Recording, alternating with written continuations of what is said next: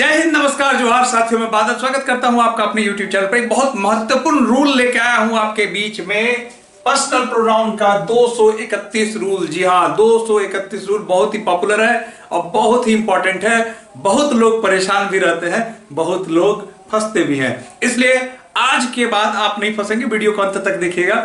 231 जो है ये किस प्रकार से पर्सनल प्रोनाउन में प्रोनाउन का सबसे हॉट टॉपिक में से है, जरा देखेंगे। 231 इन द सेंस की है। यहां हम लोग जब प्रोनाउन की बात कर रहे हैं तो यहां पर्सन की बात होगी, जाहिर सी बात है। और पर्सन कितने होते हैं? 3 पर्सन होते हैं। 3 first person, second person, third person. फिर से मैं रिपीट कर दूं, first person, second person, third person. इसमें भी बहुत सारे लोगों को कंफ्यूजन है, तो अभी मैं इसको दूर कर देता हूं। पर्सन को कैसे समझे? फर्स्ट पर्सन कौन है, सेकंड पर्सन कौन है, थर्ड पर्सन कौन है? First person I, second person you and third person बाकी सब।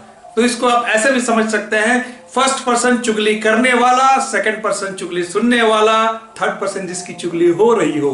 ध्यान देंगे, चुगली करने वाला फर्स्ट पर्सन, चुगली सुनने वाला सेकंड पर्सन, और जिसकी चुगली हो रही हो वो थर्ड पर्सन।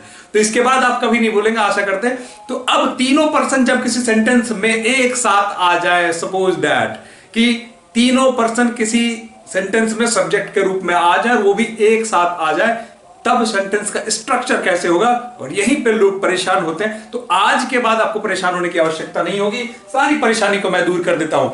ध्यान देंगे, मैंने आपसे कहा कि first person, second person and third person, लेकिन इसका जो क्रम है इस्तेमाल होने का, प्रयोग होने का, वो क्या है?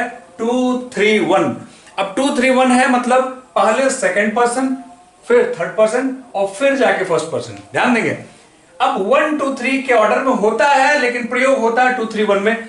ध्यान देंगे, इंपॉर्टेंट बात, वीडियो के लास्ट में यह पॉइंट बताने वाला हूं कि 1 2 3 अरेंज में भी कहां काम होता है, इस ऑर्डर में भी कहां काम होता है। 1 2 3 ऑर्डर में भी सेंटेंस बनता है। ये नहीं जानेंगे तो फंस जाएंगे एग्जामिनेशन में, इसलिए लास्ट तक देखें, स्किप ना करें। जरा देखिएगा, 2 3 1 को लेके मैं एक सेंटेंस बनाता हूं, समझिएगा कि मैं, तुम और राम क्रिकेट खेल रहे हैं। जरा सेंटेंस बनाइएगा। मैं तो पहले बना देता हूं, मैं, तुम और राम बना दिया मैंने। मैं, तुम और राम आर प्लेइंग क्रिकेट। देखिए दोस्तों, मैंने आपको बना दिया कि I, you and Ram are playing cricket. Sentence गलत हो गया, क्योंकि मैंने जैसे आपको पहले बताया कि ये इस ऑर्डर में नहीं काम करता है, इसका ऑर्डर चेंज हो जाता है। ऑर्डर हो जाता है 2 3 1। तो अगर हम 2 3 1 के ऑर्डर में बात करें तो किस प्रकार से इसके सेंटेंस को बनाएंगे, जरा देख लेंगे।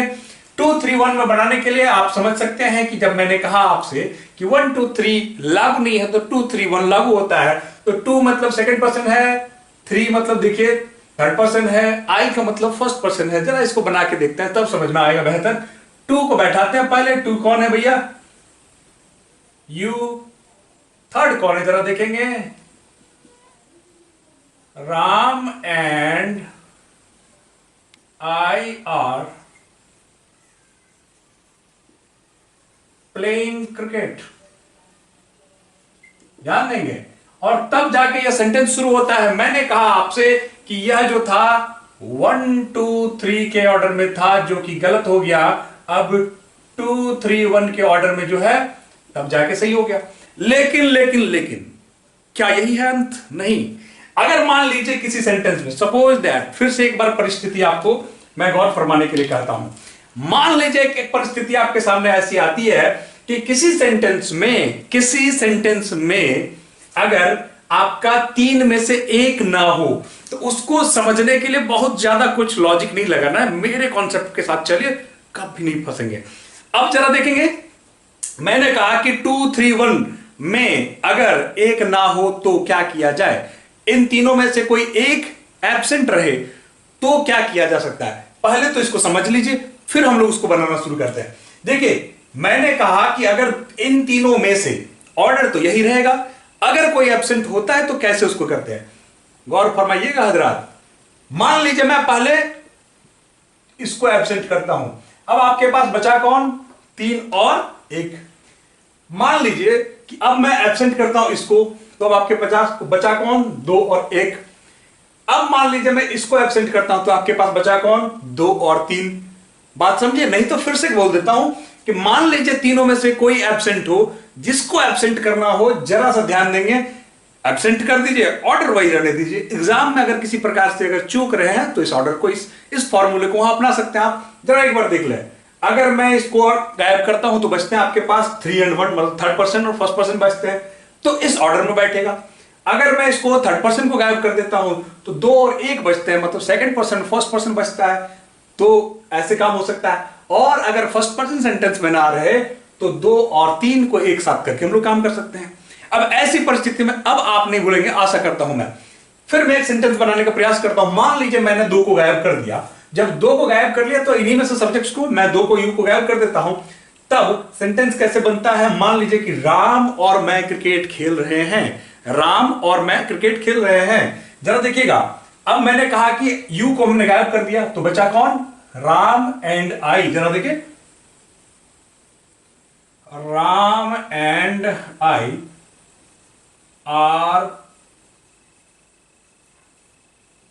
Playing cricket. ध्यान देंगे, राम एंड आई, चूंकि मैंने कहा कि जब हमने 2 को गायब कर दिया तो 3 and 1 के ऑर्डर में चलेगा और तब ये जाके सेंटेंस सही हो जाएगा। फिर से एक बार गौर फरमाएंगे आप लोग। मान लीजिए 3 को हमने गायब कर दिया तो क्या होगा कि ये यू की बात कर रहा है और आई की बात कर रहा है, तो जब 3 को हमने गायब कर दिया तो बचा कौन सा क्रम, 2 और 1। कैसे सेंटेंस बनेगा, you and I are playing cricket, तब जाके ये सही हो जाता है। अब जरा गौर फरमाएंगे कि अगर हमने फर्स्ट पर्सन को गायब कर दिया तो बचा आपके पास 2 and 3। अब कैसे बनेगा कि राम और तुम क्रिकेट खेल रहे हो, राम और तुम। अब जरा देखो भैया, you and Ram are playing, तब जाके यह भी सही हो जाता है। अब आपने देखा पूरे वीडियो में कि किस प्रकार से 2 3 1 का कॉन्सेप्ट काम करता है। अगर इनमें से कोई एब्सेंट भी रहता है तो किस ऑर्डर में काम होता है, 2 गायब तो 3 1, 3 गायब तो 2 1, 1 गायब तो 2 3।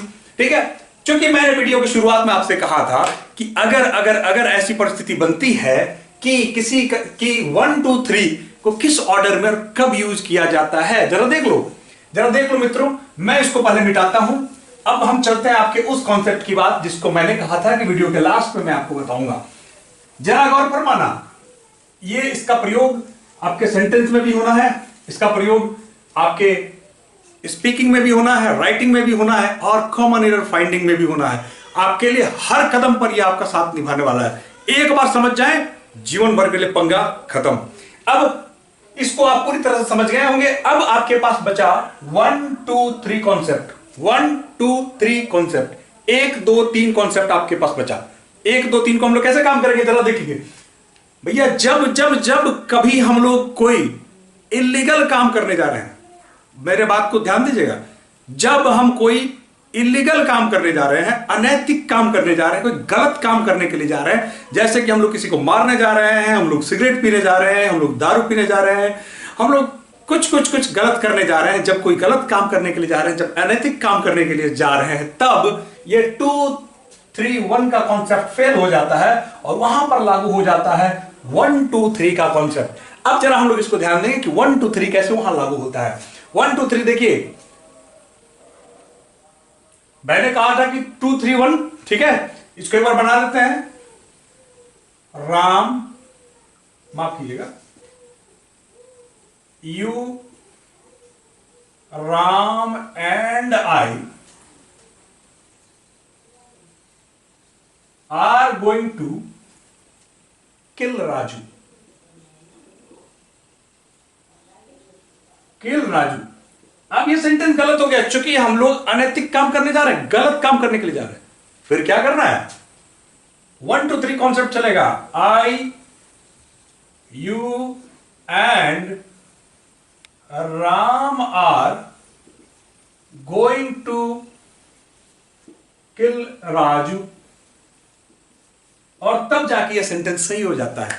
मतलब अगर हम लोग एक ही परिस्थिति है जिसमें 1 2 3 कॉन्सेप्ट लागू होता है। अब मित्रों यहां भी समझने की बात है कि अगर अगर अगर इनमें से कोई एक गायब रहता है तो यहां भी वही ऑर्डर लागू होगा कि you and Ram are going to kill Raju.